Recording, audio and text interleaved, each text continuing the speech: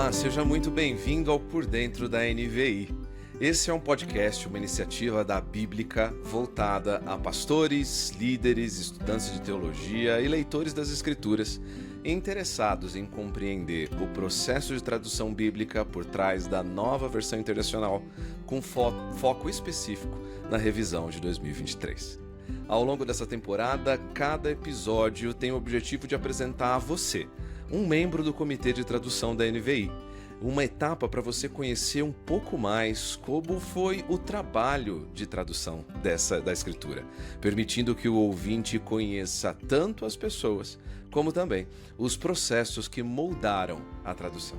A proposta desses encontros você verá que é explicar de forma clara e de forma transparente como a tradução foi realizada, quais os critérios que orientaram as decisões do comitê e como o trabalho coletivo garantiu tanto fidelidade ao texto bíblico como também acessibilidade ao leitor contemporâneo.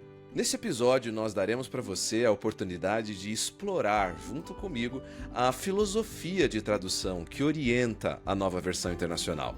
Nós vamos conhecer os princípios que sustentam as decisões linguísticas, as decisões exegéticas e também as decisões textuais.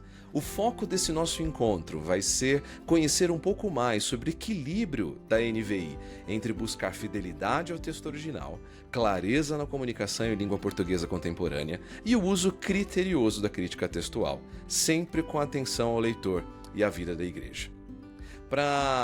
Antes de começar o nosso encontro, eu queria relembrar você de diversos recursos que nós temos disponíveis sobre a Bíblica. Se você acessar o site nviportugues.com.br, nviportugues.com.br, você vai encontrar ali diversos recursos disponíveis. Você vai encontrar materiais complementares, vai encontrar informações sobre a atuação desse projeto, vai poder conhecer também um pouco mais sobre muitos dos assuntos que nós estamos conversando aqui.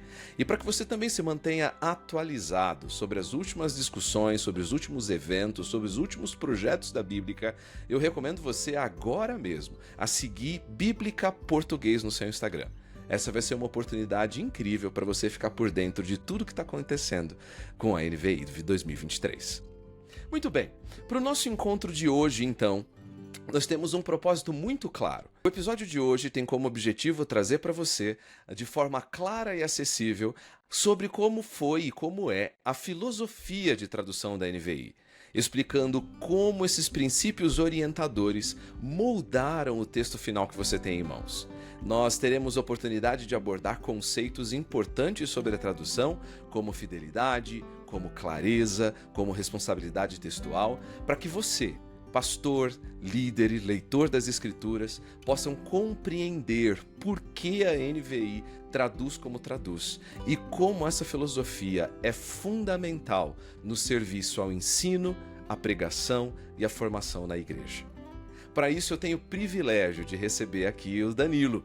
Ele que é professor no Centro de Pós-Graduação do Novo Testamento, lá no Andrew Jumper. Ele também é ministro presbiteriano, doutor em hermenêutica e interpretação bíblica pelo Westminster Theological Seminary.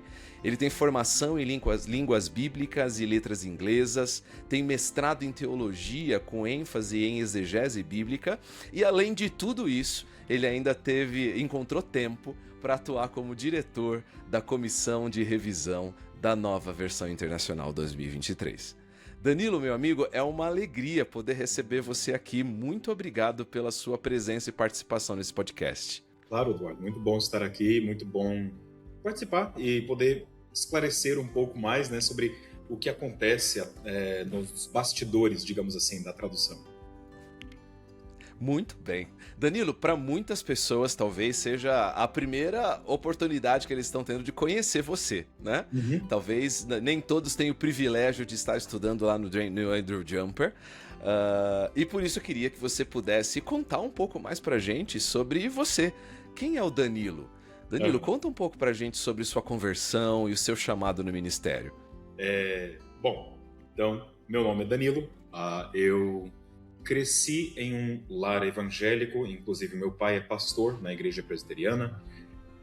Quando eu nasci, ele estava plantando igrejas, então talvez vocês conheçam, talvez não conheçam, mas vida de família de pastor é aquela coisa assim, você nunca para em um só lugar, né? Nasci em Uberlândia, Minas Gerais, nunca morei lá, mas morei em Goiás, morei no Espírito Santo.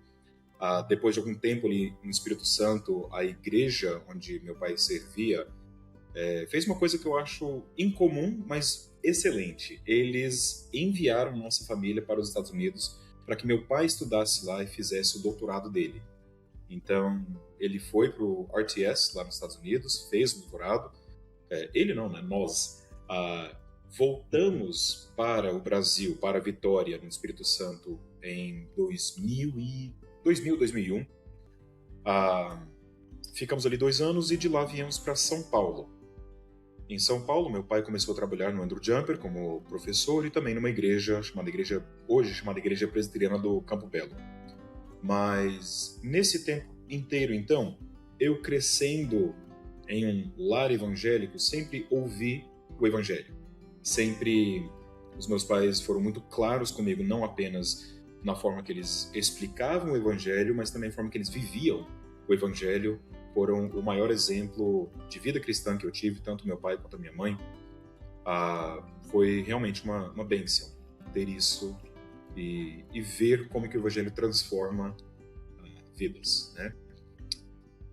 Através disso, então, através do testemunho deles, eu vim a acreditar também em Deus. Não tem uma data específica, não tem um momento de conversão assim específico, mas a minha fé, eu acho que quando eu era adolescente foi quando assim, eu notei que a minha fé era uma coisa real, né? Uma coisa verídica e que eu precisava viver dessa forma. Então, é isso aí. Foi assim que Deus trabalhou no meu coração. Agora, o chamado já foi um pouco mais difícil. Vivendo essa vida de filho de pastor, eu sempre fugi do pastorado. Eu falei, não, isso aí não é para mim. Eu vejo como que é difícil, eu vejo como que é uma grande responsabilidade e eu não quero essa responsabilidade para mim, né? Então, tive o privilégio de estudar fora nos Estados Unidos, fiz a minha faculdade lá, fiz o mestrado, o doutorado, tudo lá. Mas foi durante o mestrado que eu vou colocar da seguinte forma. Eu tive um chamado externo mais forte do que o chamado interno. Internamente eu falava, não quero isso. Mas a igreja onde eu estava trabalhando, onde eu estava ministrando, chegou para mim e falou assim, Danilo, nós acreditamos que você precisa entrar no ministério. Não, eu tô bem. Eu não acredito que eu sou chamado para o ministério, não. O pastor virou para mim e falou assim, cara, só você que acredita nisso aí, né? Na verdade, todos os presbíteros aqui, toda a igreja, o conselho da igreja, tudo vê que você tem esse dom, esse chamado para o ministério pastoral. Então eu fui rever os meus conceitos, orei bastante e realmente entrei no ministério a partir daquele momento. Muito legal, que história maravilhosa, Danilo. Danilo, mas como um professor de línguas bíblicas e um professor de hermenêutica, o contato com a tradução, seja em sala de aula, seja no próprio estudo pessoal, eu imagino que era uma constante na sua vida, né? A tradução, o contato com o texto original, o ensino dele, a reflexão, sempre foi algo muito presente. Mas eu imagino que ter a oportunidade de poder trabalhar em uma tradução de tão importância para a igreja brasileira como a NVI eu acredito que ela é um marco na vida de qualquer pessoa, com certeza, que trabalha com tradução, mas também uma grande responsabilidade, né? Como é que você recebeu esse convite? Como é que você recebeu, de repente, essa notícia? Olha, estamos trabalhando em uma revisão da NVI e precisamos contar com você. Como é que você recebeu essa notícia?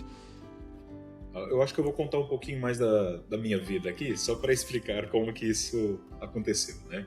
Então, como eu disse, eu tive o privilégio de estudar fora, fiz a minha faculdade nos Estados Unidos na escola do John MacArthur, recém-falecido John MacArthur, na Califórnia, e lá eu pude estudar grego e hebraico.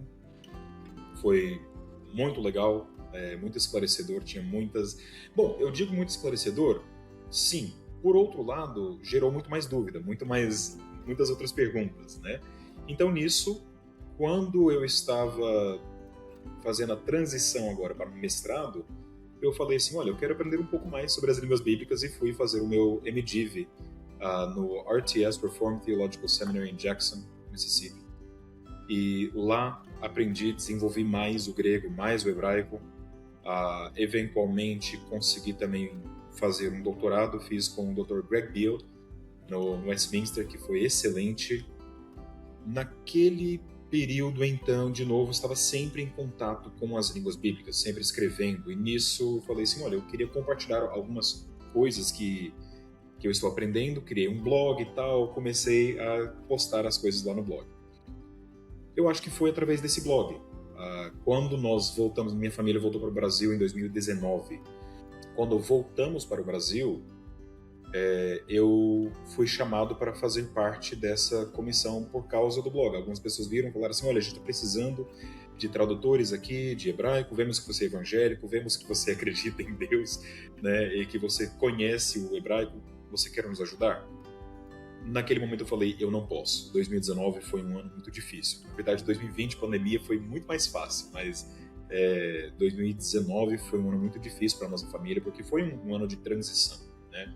A minha esposa é indiana, nós nos conhecemos nos Estados Unidos, os 3 filhos nasceram lá, e nós chegamos aqui, eu tinha saído do Brasil, eu tinha 17 anos, não tinha nem carteira de motorista. Voltamos aqui com 30 anos, com uma família inteira, o que eu vou fazer? Além disso, tivemos um problema de saúde da minha filha, descobrimos que ela tinha um tumor. Graças a Deus, conseguimos resolver isso. Mas foi um ano difícil, foi um ano bem difícil. Eu falei, olha, não dá. 2019 não dá mesmo. Logo no finalzinho, então, da pandemia, 2021 já, eles ainda precisavam de pessoas para ajudar na área do Antigo Testamento. Então me chamaram para fazer parte da comissão de novo, e aí naquele momento eu falei assim, agora as coisas já estão um pouco mais pacíficas em casa, e conversei com o meu chefe, onde eu estava trabalhando, em Patrocínio, Minas Gerais, e consegui então fazer parte dessa comissão, consegui dedicar esse tempo, né, para trabalhar na comissão. Então, é essa aí a historiazinha, um pouquinho, né, por trás do que aconteceu. Muito bom, que história, Danilo. Obrigado por compartilhar com a gente. Danilo, conta um pouco então pra gente como é que foi, qual foi seu trabalho, qual que é a sua principal responsabilidade nessa nova NVI? A NVI tem várias, ou qualquer trabalho de tradução ou de revisão de uma tradução tem várias etapas. Nós queremos estar muito certos de que cada ponto, cada vírgula, cada tio, cada coisinha ali realmente precisa estar no texto. E mesmo com tudo isso, sempre aparecem alguns erros, né? Mas a NVI teve, então, 5 etapas principais, que foram bem definidas. A primeira etapa era o quê? Eu não participei dessa etapa, mas o que aconteceu ali em 2019, 2020? Os tradutores foram chamados e falaram assim, olha, faça uma primeira leitura. E no nosso programa, existia um programa um software de computador. Nesse programa, então, escreva algumas sugestões de mudanças para certas palavras que você acha que precisa mudar, ou certas frases, certas maneiras de falar aqui, que caibam com a filosofia de tradução. Então, essa foi a primeira etapa. A segunda etapa, agora um outro leitor vinha e fazia a mesma leitura do mesmo texto bíblico, do mesmo trecho ou porção ali, às vezes livros, né, da Bíblia, Gênesis, Deuteronômio, por exemplo. Ele voltava e relia aqueles textos. E agora ele lia não apenas o texto, mas lia também as sugestões daquele primeiro tradutor. E então, nisso, se houvesse concordância das sugestões de mudanças, eles faziam as mudanças. Eu fui chamado nessa etapa. Então, quando eu cheguei, eu fiz um pouco de revisão dos Salmos e eu comecei, na verdade, eu fiz a etapa 1 porque não tinha ninguém que havia feito a leitura de Eclesiastes e de alguns outros livros. Então, eu cheguei ali fazendo principalmente a primeira leitura e depois a segunda leitura de alguns textos diferentes, principalmente do Antigo Testamento, e fiz depois também do Novo Testamento. A etapa 3 é uma terceira leitura agora, de novo vendo. Será que aquilo que nós fizemos de mudanças aqui faz sentido? Será que não? Será que existe mais alguma sugestão de mudança? Ou será que nós devemos padronizar, principalmente padronização de textos, de traduções, de notas de rodapé e outras coisas pormenores assim, né? E a etapa 4, então, foi uma revisão final do português e do estilo do texto da Bíblia, e a etapa 5 foi a formatação e a diagramação final. Nessa parte a gente nem participou, mas é muito necessário, né? A gente ter tudo formatado direitinho ali. Então, o maior trabalho nosso foi nas etapas 2 e 3, que eram etapas de mudança mesmo do texto e também de verificação de que aquilo que a gente havia feito faz sentido, que está padronizado, que segue a nossa filosofia de tradução. Danilo, esse processo que você descreve pra gente é muito, muito interessante saber, é muito precioso, porque eu acho que a maioria de nós que não temos acesso a um processo de tradução, talvez não tenha uma compreensão de quão complexo é, de quantos elementos envolve, de quantas pessoas estão envolvidas. Não Sim. apenas pela dificuldade de se trazer para uma língua moderna um texto escrito numa língua antiga, do grego e hebraico, mas também pela responsabilidade disso, né? O cuidado com o texto bíblico em todos os envolvidos é um trabalho de extrema responsabilidade. E no meio desse processo você mencionou pra gente algo relacionado à filosofia de tradução. Sim. Danilo, para muitos que estão nos ouvindo, assim, filosofia de tradução é uma função nova. Você consegue explicar pra gente o que de fato significa uma filosofia de tradução quando a gente fala da tradução do texto bíblico? Sim. Traduções nunca são perfeitas. É por isso que nós temos tantas traduções da Bíblia em português. E a razão disso não é porque os tradutores não são perfeitos. Não é possível fazer uma tradução perfeita, porque se houvesse uma tradução perfeita, não seria tradução. Seria o mesmo texto na mesma língua. Só para dar um exemplo bem simples aqui, se eu digo em inglês para você, WhatsApp, qual que é uma boa tradução de WhatsApp? O que está para cima? É uma boa tradução, né? Traduz as palavras aí da frase. Ou posso traduzir, e aí? Ou, fala, mano. Ou, como você está?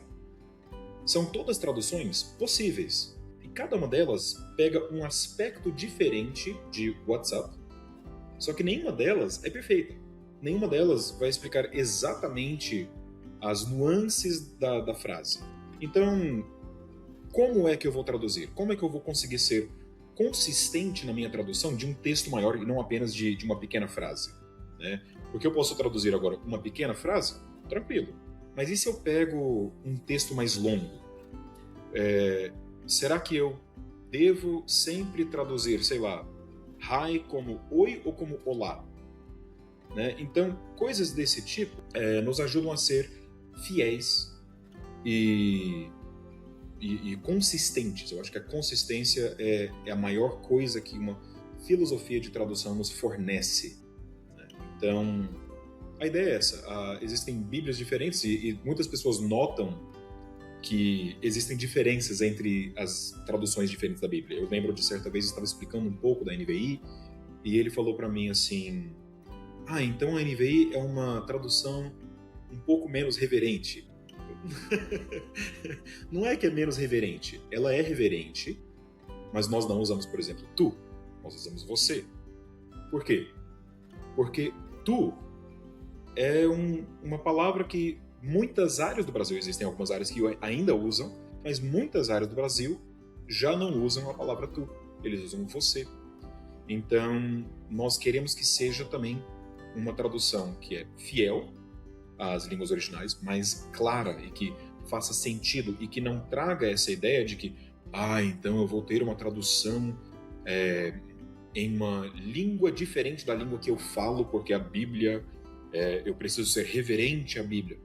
Não é bem isso. Eu quero, então, pensar sobre a minha filosofia de tradução. O que eu quero comunicar, como eu quero comunicar de forma fiel, mas de forma clara e compreensível também ao público, aquilo que está nos originais. Danilo, você explicou pra gente, então, que dentro desse pilar da tradução da NVI, o que rege essa filosofia são duas expressões que você disse, clareza e fidelidade, né? É algo que está presente nessa filosofia de tradução. Filosofia, para muitos de nós, pode parecer alguma coisa muito vago, né? Muito apenas teórico. Teve algum momento durante esse processo onde você percebeu que essa tradução, essa filosofia de tradução era mais do que só uma teoria, era mais do que só algo vago? Com certeza. Desde o início, né? Desde o início, quando eu fui chamado para fazer esse trabalho, o nosso consultor que nos ajuda com isso, da parte da bíblica, já falou conosco, olha, vai ser assim, assim, assim, essa é a filosofia de tradução, você entende? Beleza. Aí, eu lembro o primeiro texto que eu fui fazer, assim, de verificar, né? É o texto de Eclesiastes, capítulo 1, versículo 1. E começa ali com uma expressão que só ocorre em Eclesiastes. Em hebraico, a expressão é Kohelet. Tá bom, Kohelet. Como que eu vou traduzir Kohelet? Existem várias alternativas. Algumas pessoas colocam líder da assembleia. Outros dizem pregador. Outros dizem mestre. Tá. Então, na NVI de 2011, estava escrito mestre. Eu acho que é uma boa tradução. Mas mestre com M minúsculo. E tinha uma sugestão ali de um leitor anterior que disse, será que nós devemos colocar isso aqui em letra maiúscula? Então agora a gente precisa parar e pensar. Será que eu coloco mestre com M minúsculo ou mestre com M maiúsculo? Será que eu coloco pregador ou será que eu coloco outra coisa? Então, e existem várias formas diferentes aqui de pensar sobre isso, né? Qual seria uma forma consistente, uma forma que condiz com as outras traduções que nós fizemos ao longo da NVI para conseguir ser claro e fiel? Todas são boas traduções? São. Então, beleza, eu tenho aqui, pelo menos a parte fiel já está pronta. Mas e clareza? Se eu coloco pregador, a ideia de pregador que nós temos hoje em dia, muitas vezes é a ideia de um pastor, de alguém que está ali na frente, no púlpito de uma igreja, e não é bem essa a ideia que eu tenho ali de Eclesiastes, certo? Então, eu não quero colocar pregador porque eu não quero dar uma ideia falsa para a pessoa por causa da nossa língua, por causa da nossa cultura. Em vez disso, então, nós decidimos colocar mestre e decidimos colocar em letra maiúscula. Depois, fomos e olhamos para comparar com a NVI em inglês e a NVI em espanhol. Por quê? Porque também elas têm a mesma filosofia de tradução. Vamos ver aqui. Então a NVI em inglês coloca teacher. Beleza, mestre, teacher, bem semelhante. A NVI em espanhol coloca maestro. Então, beleza, a mesma palavra, né? Então, uma pequena palavra, logo assim, na introdução já, eu vi, aqui nós precisamos pensar. Qual seria a melhor forma de traduzir de acordo com a filosofia de tradução da NVI? Outra tradução, talvez muito legitimamente, colocaria líder da Assembleia. E nós, inclusive, colocamos isso como uma opção numa nota de rodapé. Mas decidimos colocar no texto mestre. Por quê? Por causa, de novo, dessa filosofia de tradução. Faz sentido assim? Fica claro? Muito, muito. E pelo que você está descrevendo, essas opções não são meramente opções linguísticas, não são meramente opções sem sentido. Parece, Danilo, que elas impactam profundamente a forma como a igreja lê esses textos. Isso parece correto? Sim, com certeza. E a gente precisa pensar nisso em cada instante, né? Como eu disse, o que o membro da igreja vai ouvir quando ele ouve pregador? Ele vai ouvir uma coisa diferente do que o texto comunica. Então, nesse caso, ser claro e fiel, eu preciso casar as duas coisas aqui, porque pregador tecnicamente é fiel? Sim. Mas como ele não é muito claro, porque ele delimita um sentido muito específico, ele acaba não sendo tão fiel quanto a palavra mestre. Então, é nesse momento que a gente vê que tanto a fidelidade quanto a clareza são como se fossem dois lados da mesma moeda aqui, né? Nós queremos ser claros e fiéis ao texto bíblico. Muito, muito interessante, Danilo, muito interessante. Obrigado por compartilhar isso com a gente. Eu queria entrar um pouco mais fundo Sim. nesses termos, nessas expressões que nós estamos usando, né? Porque fidelidade, da mesma forma como você deu o exemplo do WhatsApp, né, que pode significar tantas coisas, desde de uma interjeição até um aplicativo de celular, né? Sim, sim. Eu queria que a gente pensasse um pouco mais, para quem está nos ouvindo, o que a gente quer dizer, o que você quer dizer quando você usa a expressão fidelidade. Buscar uma tradução fiel, o que isso significa de fato? E como é que esse conceito, essa busca por fidelidade, este conceito de fidelidade, ele impacta na tradução bíblica? Eu vou colocar da seguinte forma: todos os membros da nossa comissão de tradução declaram, sem sombra de dúvida alguma, certo, que Deus inspirou autores humanos a escreverem esse texto que nós temos. Então, o que nós estamos traduzindo não é palavra de homens, é palavra de Deus. É Deus quem fala. A Bíblia, então, é inspirada. Por causa disso, o Espírito move em seres humanos para escrever exatamente aquilo que Deus queria que fosse escrito. Isso indica, então, que cada letrinha, cada palavrinha é importante. Se Deus, então, se revelou no tempo, no espaço, e vamos colocar aqui linguisticamente em uma língua específica, nós precisamos atentar a cada um desses detalhes para sermos fiéis na nossa tradução. Então, eu não quero... Se eu digo assim, olha, Deus... Só para dar um exemplo bem estranho aqui, né? Mas Deus, de fato, se revelou no tempo e no espaço. Como assim? Eu não tenho sempre na minha frente exatamente as palavras de Deus ali, como se fosse um videogame aqui, uma tela ao lado aqui. Uma coisa em todos os tempos e em todos os lugares. Eu não tenho isso escrito ali para mim, diante de mim, como se fosse até mesmo, por exemplo, um tratado de teologia sistemática. Eu não tenho isso. Deus poderia ter feito isso? Poderia. Ele escolheu não fazer isso. Ele escolheu se revelar no tempo e no espaço. Ele escolheu se revelar a Israel, em primeiro lugar, a uma nação específica, em um lugar específico, certo?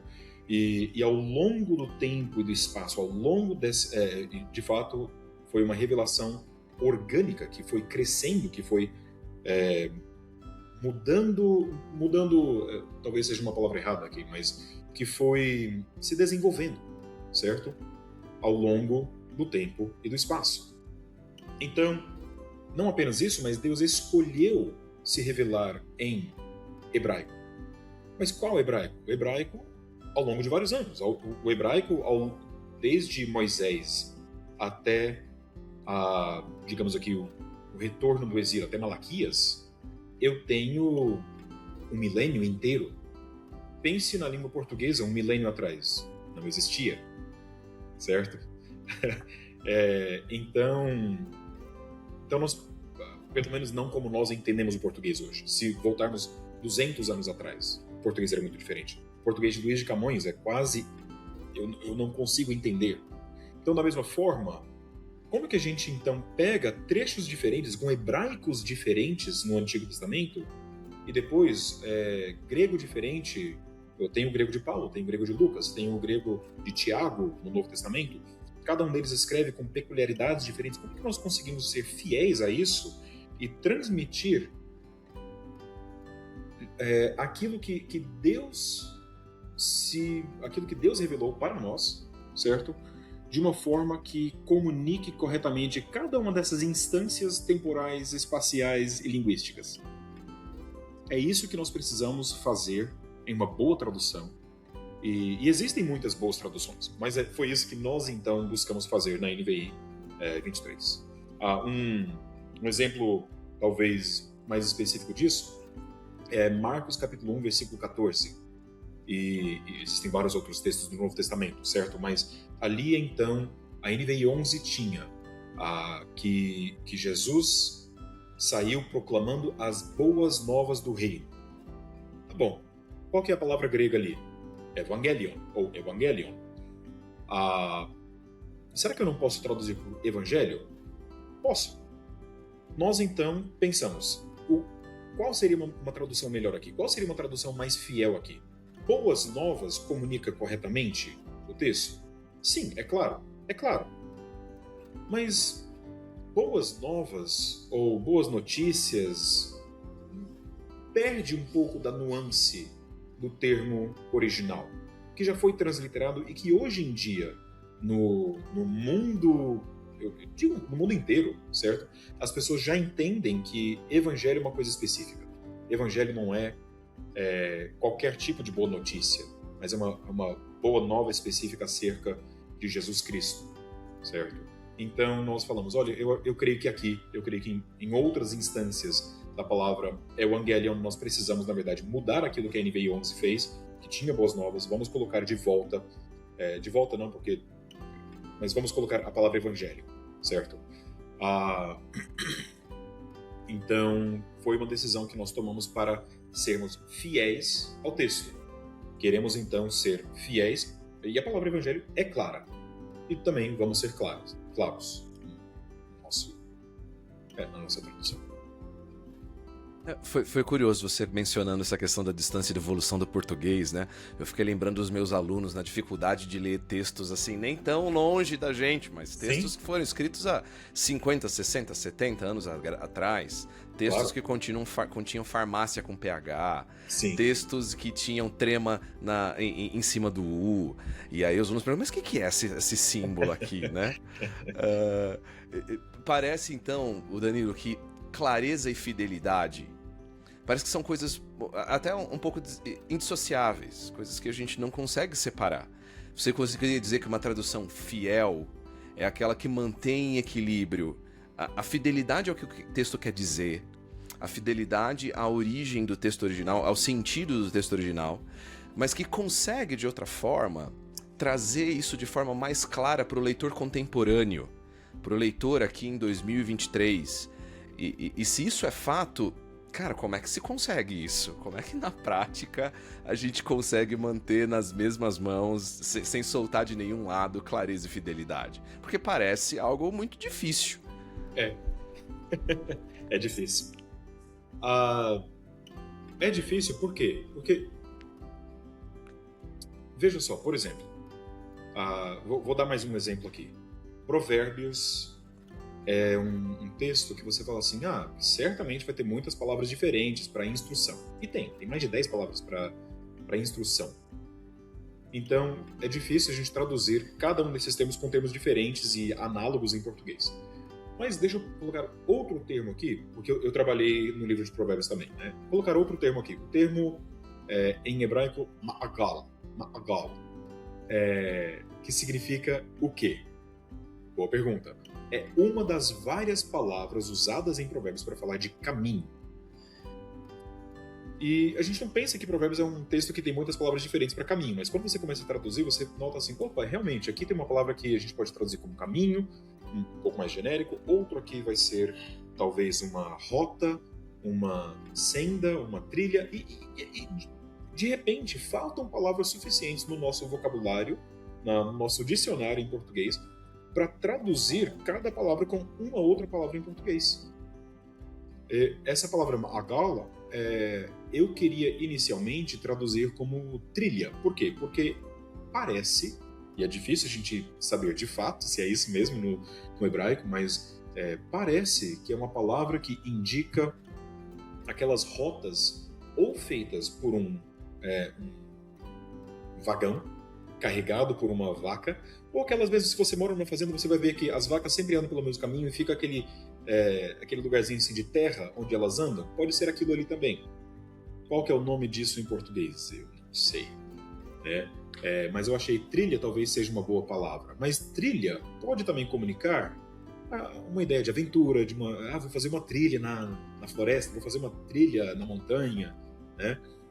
Então, e aí? Será que eu vou prezar mais aqui a fidelidade e traduzir como trilha, porque É isso que a gente chama ali a trilha das vacas ou dos bois, né?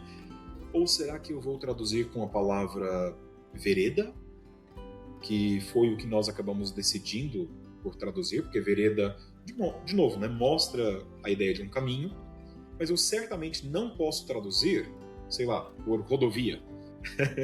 Né? Não existiam isso.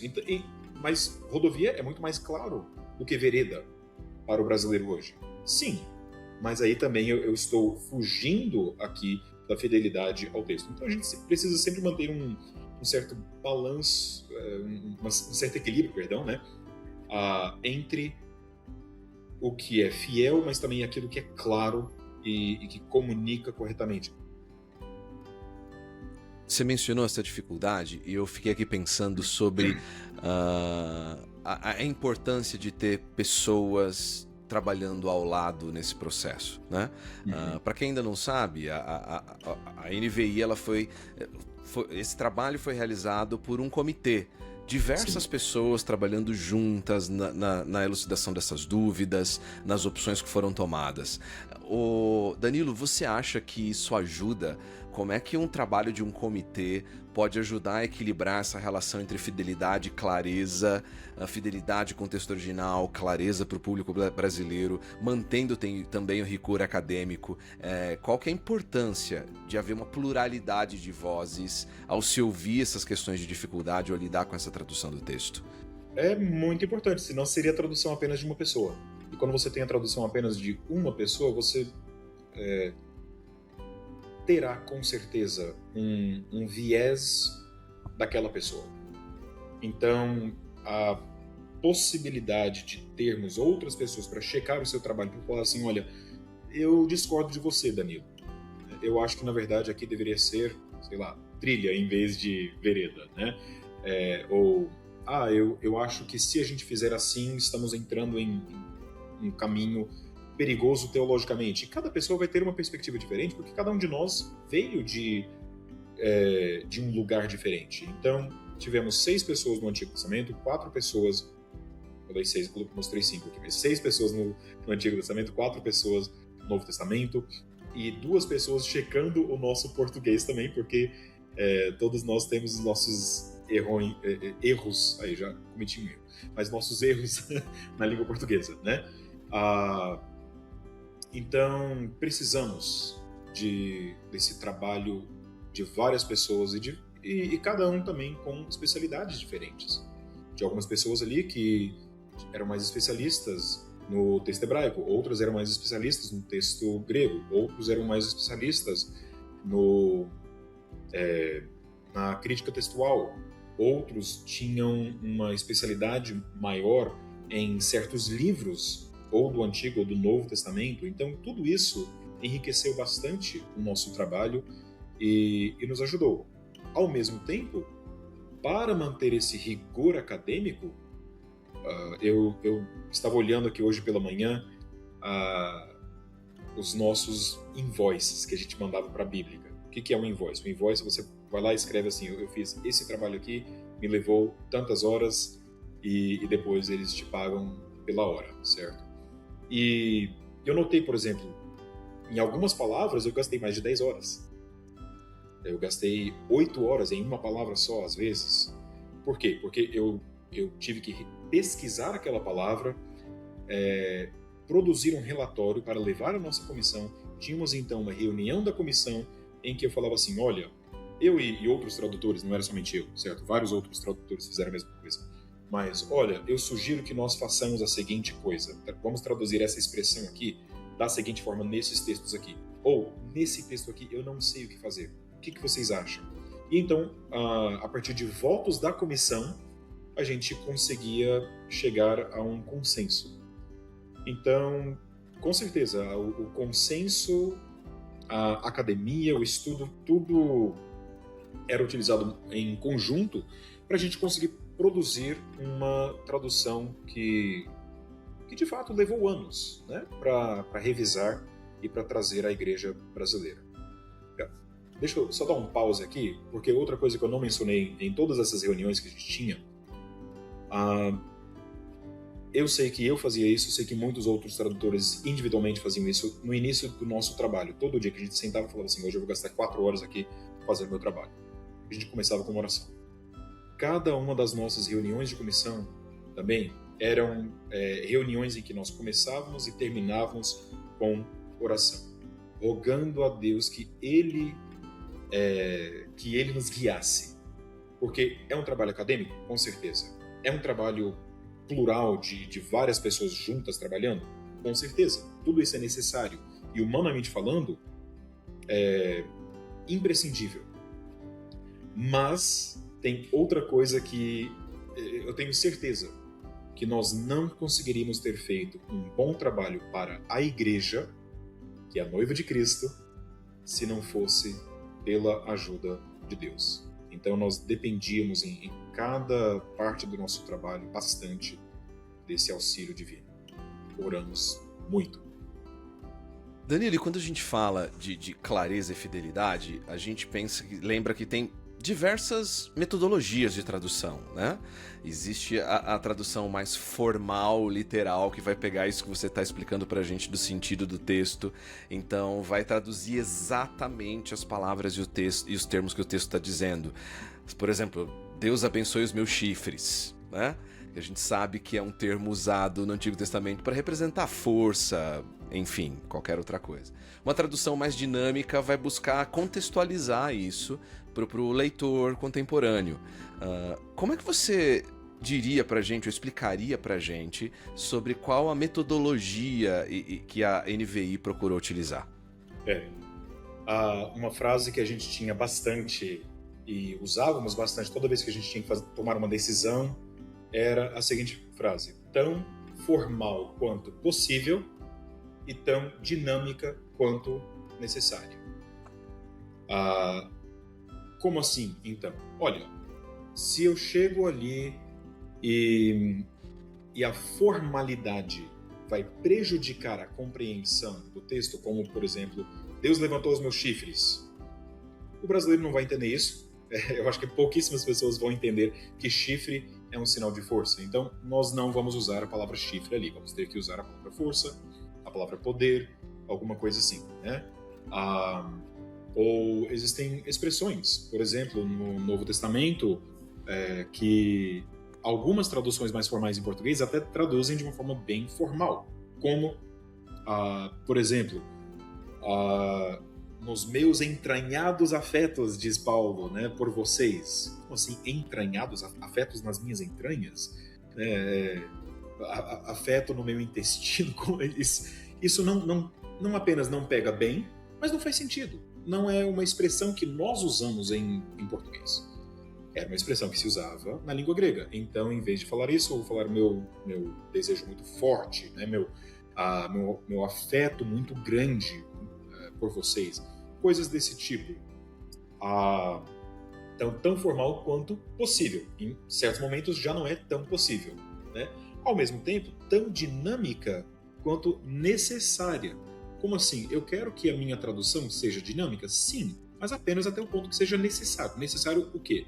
Para comunicar de novo aquilo que a gente tem falado aqui, a fidelidade ao texto. Eu quero ser fiel ao texto, eu quero então trazer uma tradução dinâmica que seja fiel a esse texto. Você, em vez de tu, eu acho que é algo necessário nos dias de hoje, porque a pessoa tem muita dificuldade com... normalmente os brasileiros têm dificuldade com o verbo tu e com o pronome tu e com os verbos na segunda pessoa, né? Tu fazes, o que fazes? Coisas dessa natureza. Dessa forma, então, assim, como que a gente pode resumir aqui a NVI e que tipo de tradução ela é? É uma tradução funcional, né? Tão formal quanto possível, tão dinâmica quanto necessário. Uau, Danilo, você tem alguma ideia, assim, uma estimativa, seja em horas, em dias, quanto tempo você pessoalmente se dedicou a NVI 23? Apenas por curiosidade, para esclarecer, trazer essa curiosidade para quem está ouvindo a gente. Olha, de novo, eu cheguei no meio do trabalho, então eu não trabalhei tanto quanto outros no início. Mas chegando lá para o final, eu estava trabalhando mais, porque em setembro de 2022, se não me engano, setembro de 2022, eu comecei a trabalhar como o diretor da comissão. Então, a partir daquele momento, a carga de trabalho aumentou bastante. Mas, inicialmente, eu estava trabalhando 20 horas por mês. Depois foi para 40, mesmo como apenas um tradutor, um revisor do texto. Quando eu comecei a trabalhar como o diretor, aí subiu para umas 120 horas por mês. Então, se você contar aí que eu trabalhei, o quê? 2 anos e meio nessa comissão, né? E foram várias horas. Eu não consigo fazer a matemática agora de cabeça, mas foram centenas de horas, com certeza, e isso só da minha parte. Agora você pega os outros 11 que trabalharam no texto também, cada um deles também fazendo bastante trabalho, foram milhares de horas que nós nos empenhamos nesse texto, assim, para trazer uma tradução fiel e clara. Uau, isso é surpreendente, é surpreendente. Danilo, quando você olha para trás, agora você já mencionou a questão da dependência do Senhor nesse processo, né? Mas durante todo esse processo de tradução, o que você considera algo que foi inegociável, algo que foi fundamental, algo que você não abria mão durante esse processo de considerar a filosofia de tradução da NVI? O que é aquilo que foi mais essencial para você durante esse período? Com certeza seria a fidelidade à palavra de Deus nos manuscritos originais. Deus, como eu disse antes, Deus decidiu se revelar em hebraico, em aramaico e em grego. Deus decidiu, Ele inspirou cada palavra que nós temos ali. Então, quem sou eu para dizer, aqui vamos mudar um pouco para ser um pouco mais claro e vamos deixar a fidelidade de lado? De forma alguma. A fidelidade é inegociável. Não tem como. Porque senão não seria mais uma tradução. Certo? Então,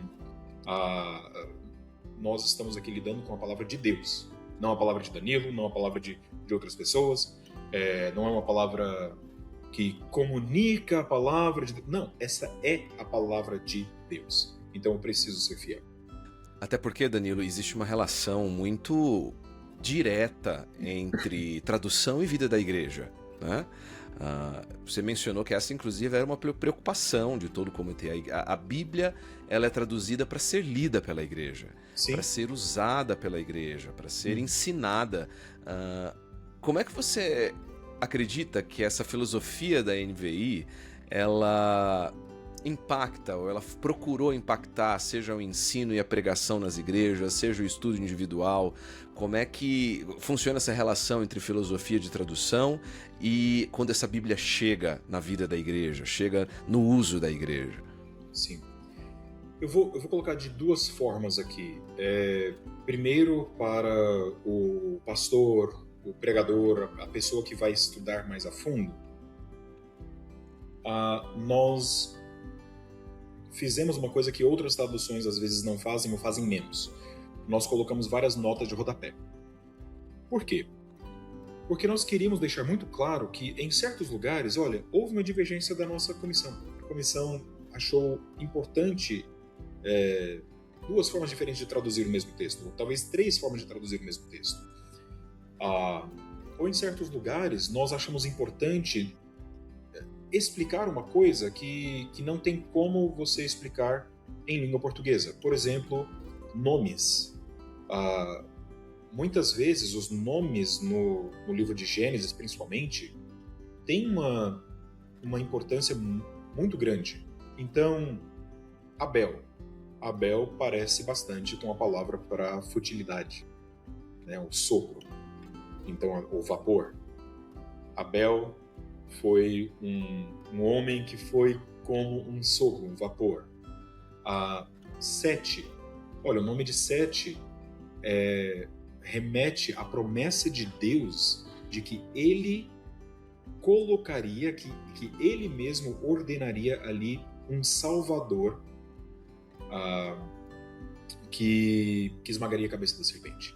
Então, o nome sete é o mesmo verbo, perdão, ele é derivado do mesmo verbo que nós temos ali em Gênesis 3,15 para a ação de Deus. Então, essas coisas são importantes e coisas que normalmente eu não vou notar em português. Muitas vezes eu leio 7 eu penso no número e não na promessa de Deus de Gênesis 3,15, por causa do português. Então, colocamos algumas notas de rodapé desse tipo para ajudar não apenas quem lê, claro, todos os leitores se beneficiarão disso, mas para aqueles que estudam um pouco o texto, para que eles entendessem essas coisinhas assim. Para o leitor, e o leitor que está na igreja, não foi apenas as notas de rodapé, mas como eu disse, buscamos ser claros, e a nossa equipe, os dois, como eu disse, que nos ajudaram com a língua portuguesa, nos ajudaram demais a expressar mais corretamente. Às vezes a gente escrevia de uma forma, nós tradutores escreviam de uma forma um pouco truncada uma expressão, alguma coisa em português, eles chegavam e falavam assim, olha, não está fazendo muito sentido, eu não entendi. E foi até bom que eles não sabiam grego ou hebraico, porque eles olhavam e falavam assim, olha, da minha perspectiva como leitor, eu não entendi, me ajude a entender melhor aqui. Aí a gente explicava, às vezes, olha, é assim, assim, assim. Então se é isso que você quer comunicar, aqui está uma forma melhor de comunicar aquilo que você... muito obrigado, né? Então, foi um processo em que eu aprendi bastante das regras e normas da língua portuguesa para conseguir comunicar melhor. E não apenas espero, nós fizemos testes também com diferentes grupos de igrejas, de comunidades cristãs, para ver se eles entendiam, e eu recebi um feedback pessoal, todos nós, na verdade, da comissão recebemos esse feedback pessoal, dizendo assim, olha, realmente ficou um texto claro, eu consegui entender. A gente pegava, às vezes, alguns textos difíceis dos profetas ou no Antigo Testamento, ali de Juízes, coisas assim, e passávamos para os leitores e eles falavam assim, olha, eu entendi algumas coisas que eu não tinha entendido antes, eu gostei demais, ficou muito claro. Então, a ideia é essa, foi de produzir uma tradução que ficasse claro tanto para aquele que ensina e que estuda mais aprofundadamente, mas também para aquele que está sentado ali e ouvindo essa palavra ou lendo devocionalmente a palavra, para que você não precisasse parar, né, a cada momento e falar assim, mas espera aí, o que isso significa aqui? Não entendi isso aqui, não entendi essa expressão, aquela palavra, ou coisas do tipo. Que tipo de relação com as escrituras você espera que a NVI continue promovendo na igreja brasileira? Amor à palavra de Deus. Em suma é isso, né? Amor à palavra de Deus. Existe um Deus que se revelou claro que ele se revelou na natureza, em tudo que nós vemos, mas existe uma revelação que nós chamamos no campo de teologia, uma revelação especial. Ele se revelou de uma forma especial nas suas escrituras. E como que nós conhecemos então melhor esse Deus? Através da Bíblia e através da tradução que nós produzimos. Então, amor à palavra de Deus. Que legal, muito bom. Danilo, existe, por conta do acesso, por conta do crescimento de escolas teológicas no Brasil, por conta de um mover de Deus em promover conteúdo teológico promovido no Brasil, escrito por brasileiros, existe um desejo crescente no nosso país de pessoas querendo saber mais sobre o processo bíblico, querendo questionar aquela pessoa que traz em uma discussão teológica, numa conversa teológica, a cartada sempre da tradução, né? Sim. Essa palavra não é traduzida desse jeito. E isso tem levado a muita gente a começar a querer saber mais sobre isso, a se interessar por línguas originais, a querer saber qual que é o processo, a história por trás de uma tradução bíblica. Que conselho você diria para essas pessoas que estão buscando querer conhecer mais, estão querendo conhecer a fidelidade, o processo por trás das traduções? Que dica você daria para pessoas que estão nos ouvindo e estão exatamente nessa situação agora? Eu vou dar algumas aqui. A primeira dica é aprenda as línguas bíblicas, se você conseguir, se você puder, faça isso. E hoje em dia, como você mesmo disse, o acesso a informações, e até informações teológicas, está crescendo cada vez mais e só vai a tendência é essa, né? De fato, eu tenho conversado com alguns professores que são meus colegas e eu digo assim, olha, o acesso à informação está crescendo de tal forma, principalmente através de IA e de várias outras tecnologias, que a informação está se tornando cada vez mais e mais gratuita.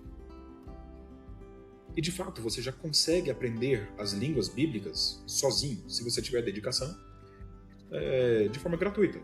Existem excelentes lugares na internet, 2 canais de YouTube, eu posso até indicar aqui, não sei, talvez a gente coloque nas notas mais tarde, mas um deles é chamado Aleph with Beth, outro é Alpha with Angela.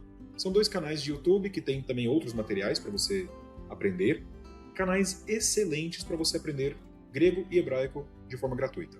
Existem outros lugares também, mas esses 2 eu recomendo, são muito, muito bons. Então, se você puder, aprenda as línguas bíblicas. Eu não tenho tempo, Danilo. Tudo bem.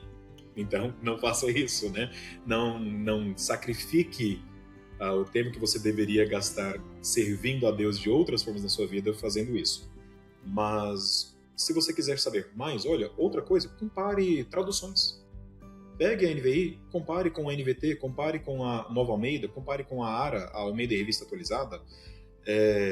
Faça essa comparação, porque através da comparação de traduções, você vai começar a notar, opa, eles decidiram essa palavra aqui, bem interessante.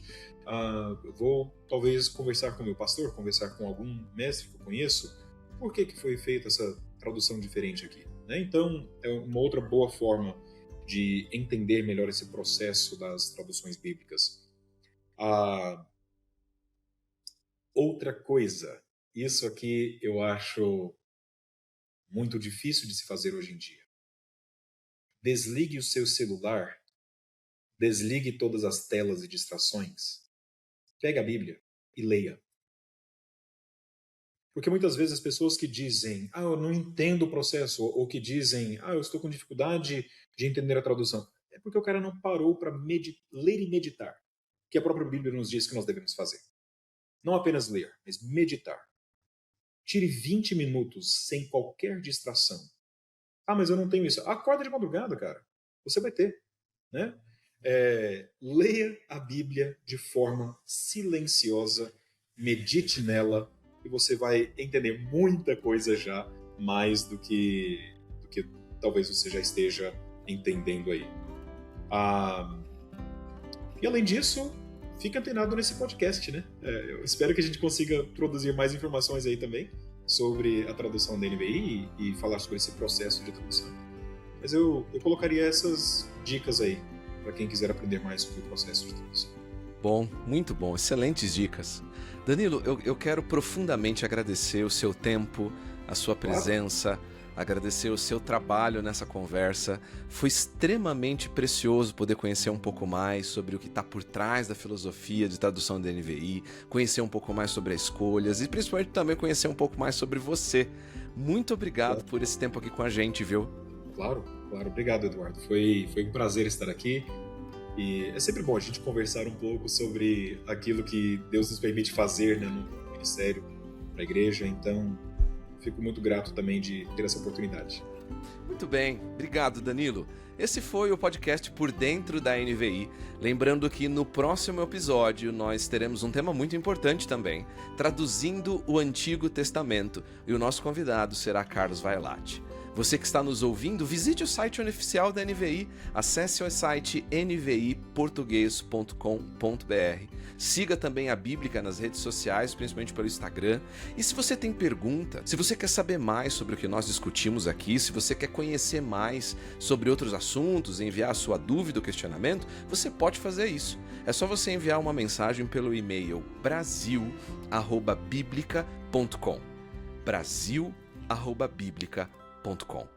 Gostou dessa conversa? Compartilhe o episódio, acompanhe a série, porque teremos novos episódios para conhecer mais sobre a NVI 2023.